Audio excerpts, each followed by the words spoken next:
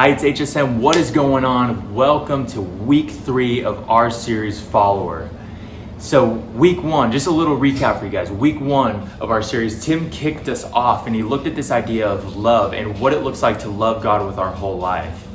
Week 2, which was last week, we got to go over why we as followers need each other for growth. And if you haven't already, go back to our IGTV, go check those videos out.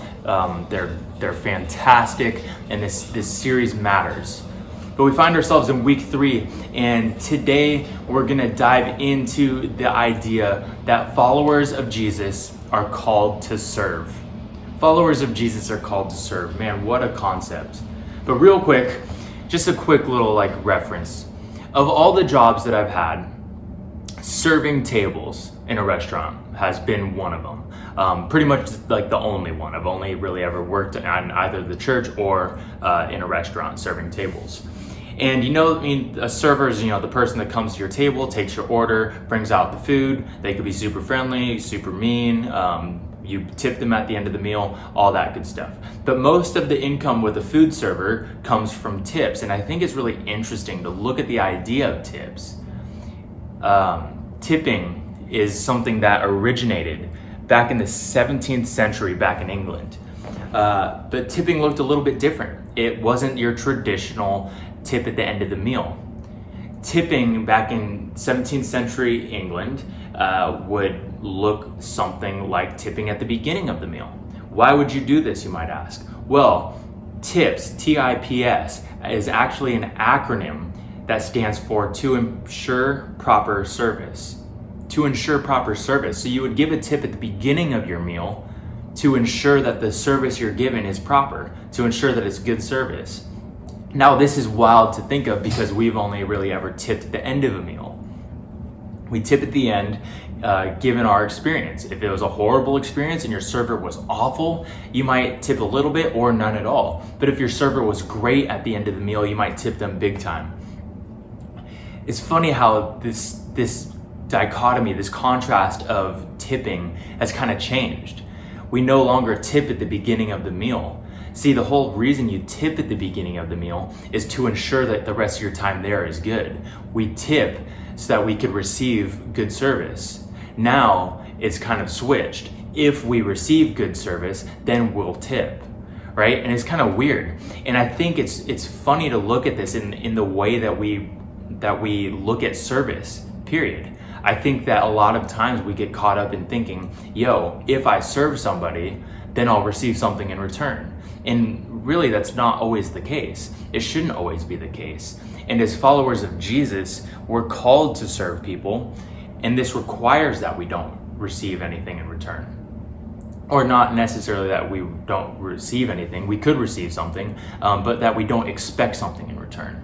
We just do it out of the willingness of our heart. You see, there are many places that we can go and pay somebody to do something. People would pay people to shine their shoes. You pay somebody to maybe mow your lawn. You pay people to work on your car. You pay the dentist to clean your teeth, all that crazy stuff. But service requires our hearts to be postured properly to love God with our whole life. And for us as followers to be with one another, to serve one another so that we can grow. And I think that service is the way that we get this. You see, imagine if our attitude towards service was that if I serve, then I'll get something in return. What if that was our attitude? It would just be wrong. I think we'd be missing it. See, if that's our attitude, then I think we're not in the right spot.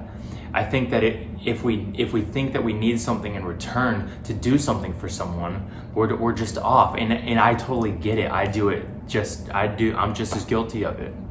I often serve people and I'm like, well, it'd be nice if they would do something for me in return or give me something in return.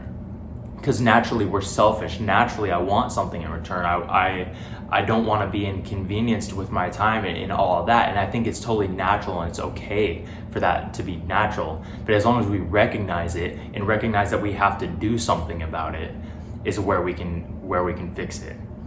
But what's really rad is there's a story in the Bible of Jesus serving in John chapter 13, verses 1 through 17 that I think paints this picture beautifully. And it's in John 13, verses 1 through 17. It's where Jesus washes his disciples' feet. It's a little bit lengthy, but stick with me. Here's what it says. It was just before the Passover festival. Jesus knew that the hour had come for him to leave this world and go to the Father. Having loved his own who were in the world, he loved them to the end. The evening meal was in progress, and the devil had already prompted Judas, the son of Simon Iscariot, to betray Jesus.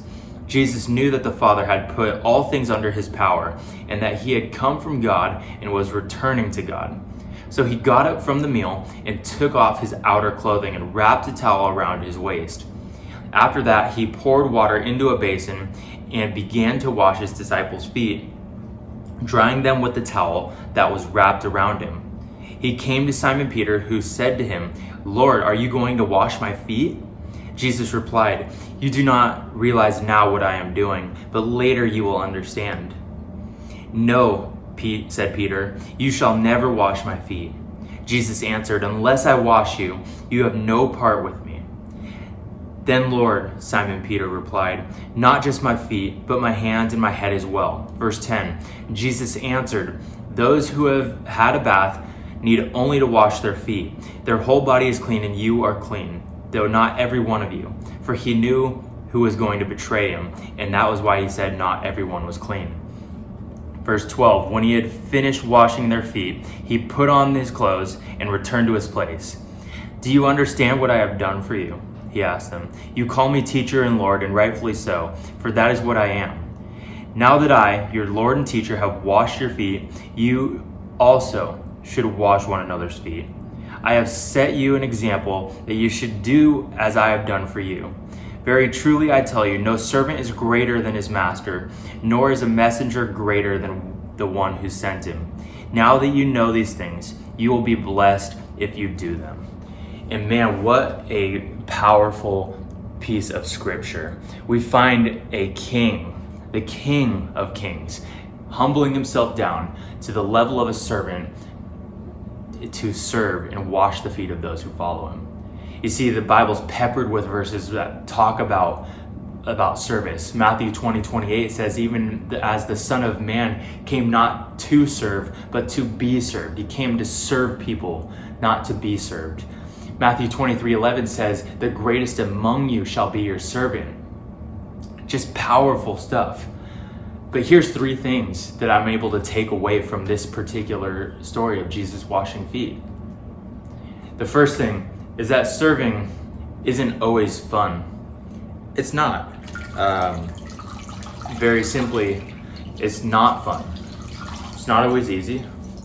It's not always the thing that you want to do. For me, reading of washing feet sounds awful to me. But if I'm called to serve, then I'll serve. It's necessary. It's not the easy thing. It's not the fun thing. We might not always want to do it. I really don't want to do this. If any of you know me, you know that I hate feet. It's like probably more than anything. But the Bible very clearly states the importance of serving one another. Washing feet to me just sounds awful. I hate this. This is miserable. I don't want people touching my feet. I don't want to touch feet. But imagine like having to wash your dad's like stinky calloused feet. Gross, right? But at the end of the day, if you're called to serve, you'll serve. At the end of the day, if you're called to wash feet, then you should wash feet, regardless of how you feel about it. If you are called to serve, you'll serve. You'll take the water, you'll take a foot, and you'll begin to wash, because that's what you're called to. You'll dry off the foot, and you'll treat it as if it's your own. If you're called to serve, you'll serve. It's not always fun. It's not always clean. It's not always easy. But service is service, and we're called to it. The second thing that we could take out of this particular area of scripture is that if you want to be great, you'll serve. If you want to be great, you'll serve. In Matthew 23:11, Jesus says, "The greatest among you shall be your servant." See, very simply, we need to obtain a servant's heart. We need to get there if we want to get anywhere great. We talked about this a little bit last week, in this idea of like why we need each other, why followers need each other. We need each other because if we serve each other, we're able to grow with each other. And when we're able to grow with each other, we become great together. If you want to be great, you will serve. The people who I would consider to be great in my life, the people who have had the greatest influence in my life, are people who are amazing servants. Their life is dedicated to serving people, and they serve people so well. You want to be a great friend? You want to be a great father or mother someday? You want to be a great son or daughter right now? You want to be great, period? Serve. If you want to be great, the greatest among you shall be your servant. So serve if you want to be great. And the last thing that we can take out of this particular area of scripture is that serving requires humility. Service, as I said, it isn't always the easy thing. It's not always the fun thing. It's not always the thing that we want to do. But to serve a brother or sister requires us to get off of our pedestal, to step down from our mountain and serve people, lower ourselves, take ourselves to a point where we are not necessarily comfortable, but the place that we are serving. Because when we're serving, we're great, right? Take a second and think of a boat. A boat has so many different aspects to it. It has the wheel, it has the deck, it has the bow, it has the engine, it has the motor, it has all these things going on, right? But then there's the propeller that sits down in the water, and it's what allows the boat to move. It sits down in the water, below and behind the rest of the boat, and it pushes it forward. And I think Jesus, in the way that he serves, is very similar. He gets down in the water. He gets down in the dirt and he pushes his people forward. He allows for his people to move because he got down behind everybody and below everybody and served. Not to say that his status was any lower or considered any lower, because he was still considered a lord. He was still considered a king, but he got down and served out of humility. He didn't come down from heaven to be with us out of want to be glorified. He came to serve, not to be served. So don't be afraid, you guys. Don't be afraid to step down from your spot and serve. Don't be afraid to get in the water. Don't be afraid to be uncomfortable. Be comfortable in being uncomfortable. Serve people where it might seem a little weird and awkward. Don't be afraid to do what's more than comfortable. Don't be afraid to do those things. Do more than what you want to do. I challenge you guys with this, like, find a spot this week that you can serve somebody in your house. Serve somebody in your family. Find a spot where you can do this. Serve somebody somewhere. Whether it be a tangible service or just something that is just in passing and you're serving someone. Serve with humility, not expecting anything in return. Serve out of the place in your heart that is called to follow. Again, serving isn't always fun. If you want to be great, you'll serve. And serving requires humility. We love you guys. Hope you're doing well, and we'll see y'all soon.